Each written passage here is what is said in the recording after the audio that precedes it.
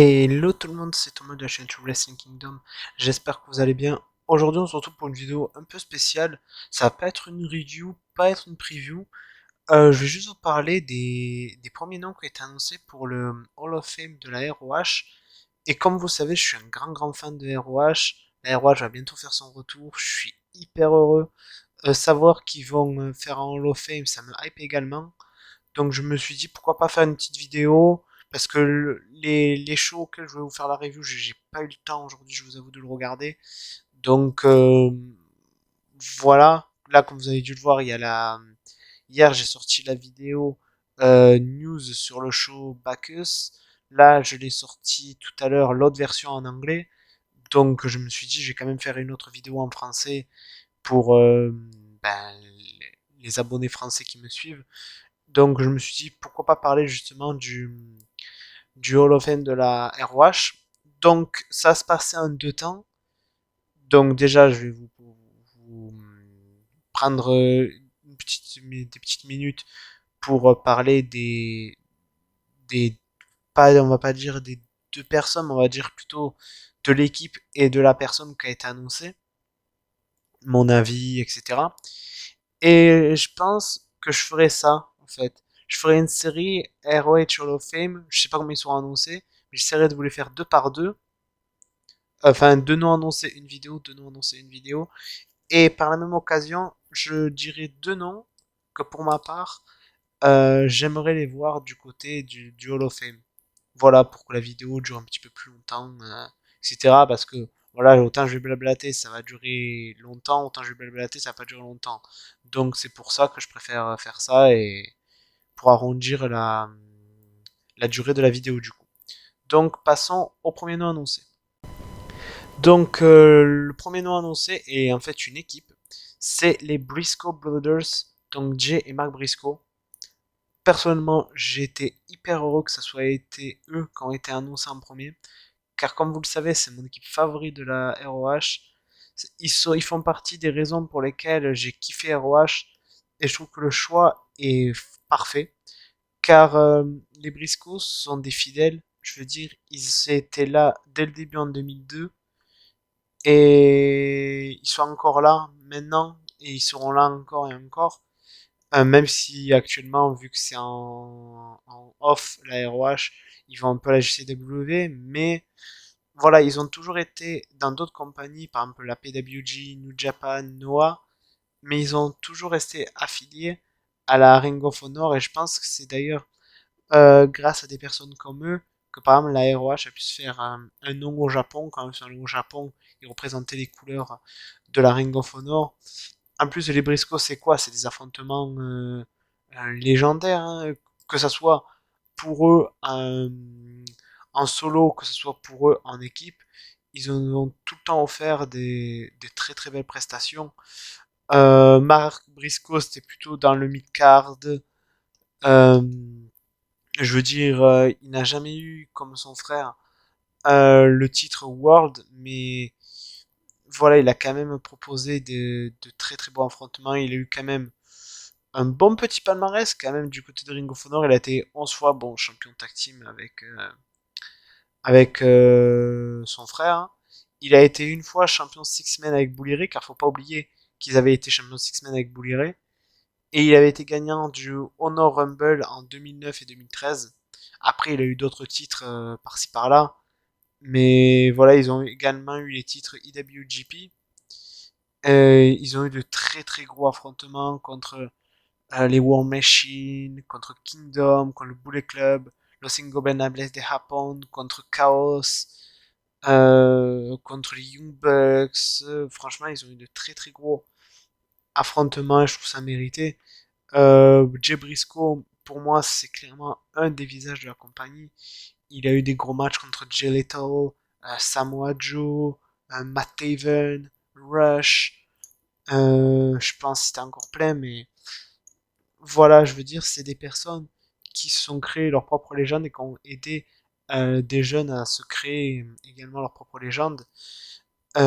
C'est des gars en plus un peu touche à tout, je veux dire. C'est une équipe que vous allez leur mettre des luchadors face à eux, ils vont tenir la route. Vous allez mettre des mecs qui font du strong style, ils vont mettre sur la gueule. vous voulez faire du hardcore, ils vont faire du hardcore. Vous voulez du hackfly, ils vont mettre du hackfly. Si vous voulez même du community wrestling, Mark Briscoe, il est très drôle dans ça. Vraiment, c'est des catcheurs hyper talentueux. Pour moi, par exemple, ils font partie des catcheurs, même je dirais des légendes qui ne sont pas reconnues à leur juste valeur. Car les Briscoe, c'est quand même le l'âme de la Ring of Honor. Donc je trouve ça normal qu'ils qu'ils ont été là dès le début et ils ont jamais rien lâché. Donc ouais, moi je suis très content. Je veux dire, je pourrais encore en parler pendant des heures de leur carrière car elle est hyper longue. Ils ont eu des affrontements légendaires. Mais voilà, d'ailleurs, je vous conseille, j'ai pas le DVD, mais je sais que la Ring of Honor avait fait un DVD best-of sur les frères Briscoe. Si vous voulez en savoir plus, jetez-vous dessus et vous verrez de très très belles confrontations des Briscoe et vous comprendrez à quel point ils sont légendaires et importants pour l'histoire de la Ring of Honor. Donc moi personnellement, si je vais dire une chose, je suis très content. C'est mon équipe favorite de Ring of Honor. Ils le méritent. Et pour moi, en tant que première équipe intronisée, je pourrais pas rêver mieux. Le second nom qui a été récemment annoncé est Bryan Danielson. Bryan Danielson est une personne qui était là pareil au tout début, qui était là en 2002 et qui est resté là-bas jusqu'en 2009, où après il a rejoint la FCW pour par la suite rejoindre de la WWE. Il a eu des affrontements mémorables contre par exemple des Roderick Strong, Adam Pearce, Matt Cross, Nigel McGuinness, Kevin Steen, Samoa Joe, Akitoshi Seito, Kenta, enfin, il a affronté énormément de personnes et la ROH lui a permis aussi de catcher au Japon, dont la Noix par exemple.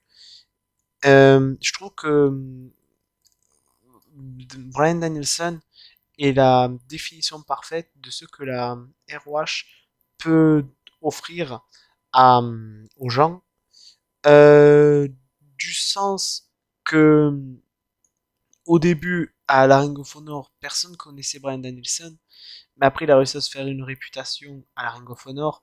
Après il a un peu catché au Japon, il allait un peu à droite et à gauche sous les flambeaux de la Ring of Honor. Et on peut dire que Bryan Danielson est un pur produit Ring of Honor. Et d'ailleurs, il a été un des, comment on peut appeler, pères fondateurs, car il avait partie du premier show avec des mecs comme Loki, Christopher Daniels, Homicide, où ils avaient fait le premier main event, je crois. Et franchement, voilà, il mérite. Euh, il a pu, comment dire, affronter des gros noms. Il a pu se faire un nom, et c'est grâce à ça qu'il s'est fait repérer par la WWE. Et ce que je suis content, c'est que maintenant, du côté de la AEW, on voit le Bryan Danielson qui était justement à la Ring of Honor. On voit plus le Daniel Bryan, même si j'étais un grand fan de Daniel Bryan. On va pas se mentir. Euh, le Bryan Danielson de la Ring of Honor et celui de la AEW actuelle est largement au-dessus du Bryan qu'on avait à la WWE. Donc je suis assez content. Je vous conseille d'ailleurs un match que j'avais vu de lui. C'était contre El Generico. Très technique ce match. Vraiment un très très bon match technique. Même si c'était pas la Ring of Honor, mais il était quand même sous les flambeaux de la Ring of Honor. Il y a un excellent match de lui, je crois, contre Zack Sabre Jr. Il y a aussi des très bons matchs contre Kevin Steen, qui était très très bien à l'époque. Franchement, il a fait de très très très bons matchs à la Ring of Honor. Par exemple, là, si je marque à la Ring of Honor, Brian sur YouTube, vous envoyez de très très bons, dont par exemple un que je vous conseille, c'est contre Homicide, voilà, que j'avais regardé il n'y a pas si longtemps que ça, contre Kenta. Il avait fait aussi de très très bons matchs contre Takeshi Morishima, où ça avait été, je crois, non, le meilleur match de 2006-2005, enfin, je sais plus l'année, mais ça avait été noté un des meilleurs matchs, quoi. Son match avec CM Punk de 1 heure avec Ricky Steamboat en tant qu'arbitre. un gros classique de Ring of Honor. Il avait affronté aussi Naomichi Marufuji, qui est un catcheur que j'adore. Bien sûr, ce que qu'on retient beaucoup de Brian, c'est son theme song qu'il avait, Final Countdown. Franchement, non, Brian, c'est un excellent catcheur. Et il doit tout ça, franchement. Et je pense que c'est ce qu'il dira lors de son speech à la Ring of Honor, car Brian ne serait pas là où il est aujourd'hui sans Ring of Honor. Et je suis très content de savoir qu'il va être honoré, car même s'il n'a pas, s'il a été là au début, mais même si après il est parti vers d'autres horizons, euh, il reste quand même un OG, et je trouve ça assez normal de le, de l'honorer comme cela.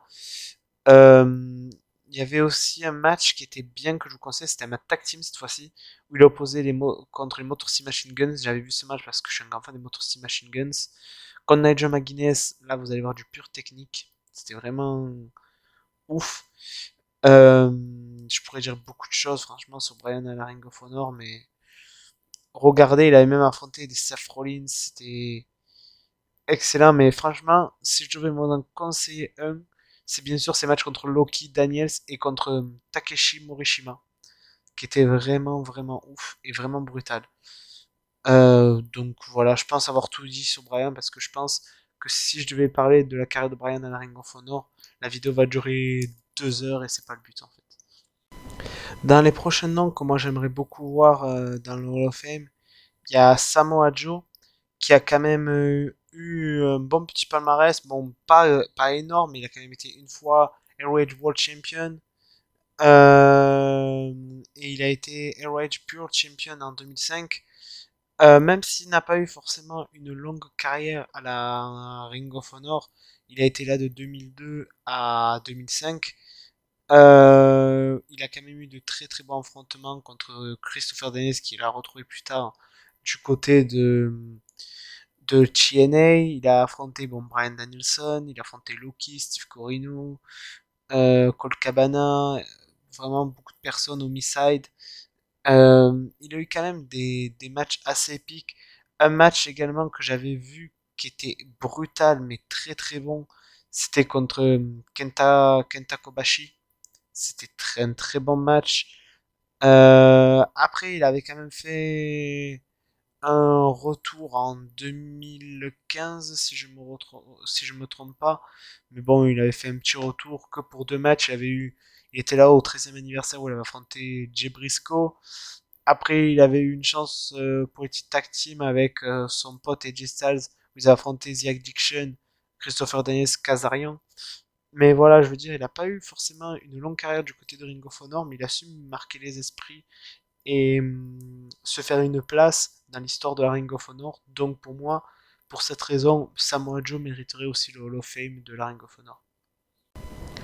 Et le second nom que j'aimerais aussi beaucoup voir du côté de la du ROH Hall of Fame, c'est Matt Taven. Bon, lui, il n'arrivait pas dès le début de la compagnie, mais il est arrivé en 2009. Et après, il est resté. Il est resté, où là, il a eu de très gros affrontements. Il a eu plusieurs évolutions quand même à son personnage. Il a eu tous les titres, je crois. Il a été champion de télé, il a eu plusieurs titres. Il a eu de grosses rivalités contre ben, récemment Vincane, contre Jay Lethal, contre les Briscoe, contre Adam Page, contre Davey Richards, contre Roderick Strong. Il a fait partie de The Kingdom avec Adam Cole et Mike Bennett, où ils ont eu de gros matchs à Carl Anderson, Doug Gallows, face à The Addiction, face aux Young Bucks, face à Red Dragon. Vraiment, pour moi, euh, Matt Taven, et comme les Briscoe, je veux dire, c'est un gars qui respire Ring of Honor. Et pour moi, il mérite. Et de toute façon, on voit que le gars, même qu'elle a été à la CMLL ou à la New Japan ou à la NWA, même actuellement à Impact, il représente quand même Ring of Honor.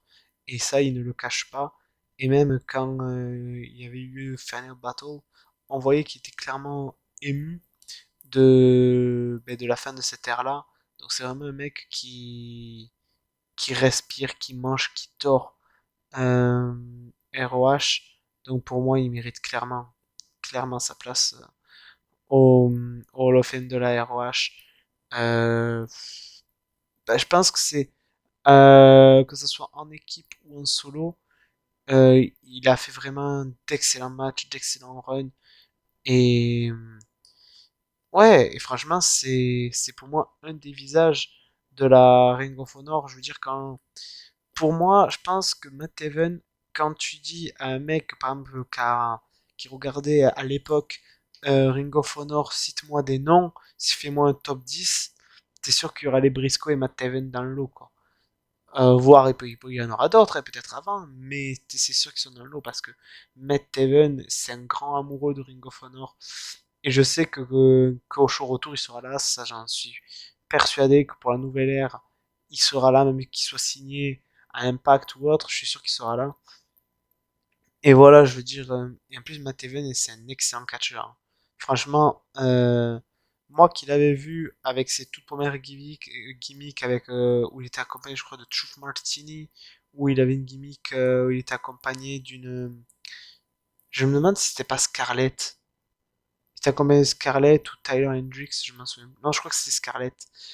Et on voit clairement une amélioration niveau in-ring, niveau gimmick, niveau. Bah, le gars, quoi, qui s'est amélioré, et ça j'aime beaucoup. Je pourrais dire beaucoup de choses sur Matt Taven, mais voilà, pour moi, c'est un des gars qui mérite le plus. Et comme les Briscoes, c'est un des tout meilleurs catcheurs au monde, mais qui est malheureusement pas assez reconnu, alors qu'il a catché quand même au Mexique, il a catché au Japon, il a catché même en Europe. Malheureusement, il n'est pas reconnu à sa juste valeur et je trouve ça dommage. Et justement, une place au Hall of Fame de la Ring of Honor pourrait peut-être l'aider à se faire plus connaître. Et je pense que ce serait une superbe opportunité pour lui. Nous arrivons à la fin de la vidéo. J'espère que ce petit concept vous plaît. Un petit concept, un peu de blabla où je donne mon avis sur les noms annoncés pour le Hall of Fame et que je donne mon avis sur les noms que justement j'aimerais voir annoncés prochainement. N'hésitez pas à me dire en commentaire les noms que vous aimeriez voir. Euh, D'ailleurs, je vais revenir sur un truc que j'avais dit lors d'une dernière vidéo. J'avais dit que j'allais créer un Discord. Je suis en pleine création dessus. Euh, je vais essayer de contacter une personne qui pourrait m'aider à gérer le Discord. Et dès que tout sera mis en place, tout bien créé, etc., je vous ferai une vidéo présentation du Discord du coup. Voilà. Donc sur ce, j'espère que cette vidéo vous aura plu. N'hésitez pas à liker, commenter, partager, vous abonner. Et on se retrouve pour une prochaine vidéo. Allez, à plus.